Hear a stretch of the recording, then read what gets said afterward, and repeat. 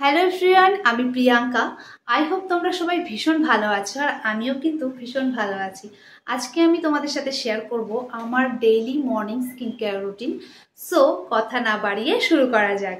প্রথমেই আমি যেটা ইউজ করব সেটা হচ্ছে ফেস ওয়াশ। তো আমি আজকে এভার ইউথের একটা ফেস ওয়াশ ইউজ করছি।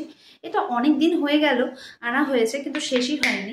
দিনে একবার ফেস ওয়াশ করাই কিন্তু ভালো, কারণ তুমি যত বেশি ফেস ওয়াশ করবে তোমার ফেসের ড্রাইনেস প্রবলেম কিন্তু তত বেশি বেড়ে যাবে। সব থেকে বেশি ভালো হয় যদি তোমরা কোনো ক্লিনজার দিয়ে খুব ভালো করে মুখটাকে ক্লিন করে নাও। আমি ফেস ওয়াশ করার পরেও একটা স্প্রে ক্লিনজার দিয়ে ফেসটাকে খুব ভালো করে ক্লিন করে নেব। আমি যে ফেস ক্লিনজারটা আজ ইউজ করছি সেটা হচ্ছে ডাবর গোলাবেরির রোজ গ্লো ফেস ক্লিনজার।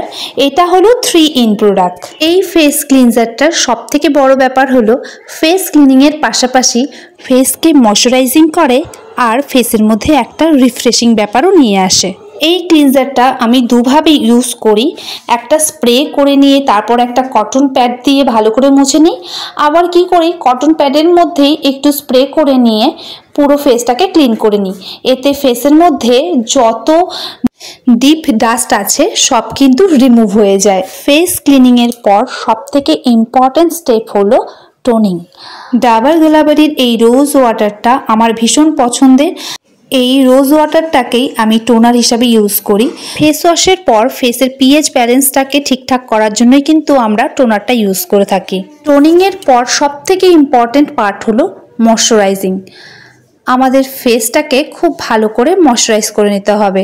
যার যেটা পছন্দ সে কিন্তু সেই ময়শ্চারাইজারটাই ইউজ করবে। আমার ময়শ্চারাইজারটা মূলত একটা হোমিও স্টোর থেকে নেওয়া, আর সেটা কোকো বাটারের। ফেস ময়শ্চারাইজিং করার পর সবথেকে ইম্পর্ট্যান্ট পার্ট হলো সানস্ক্রিন।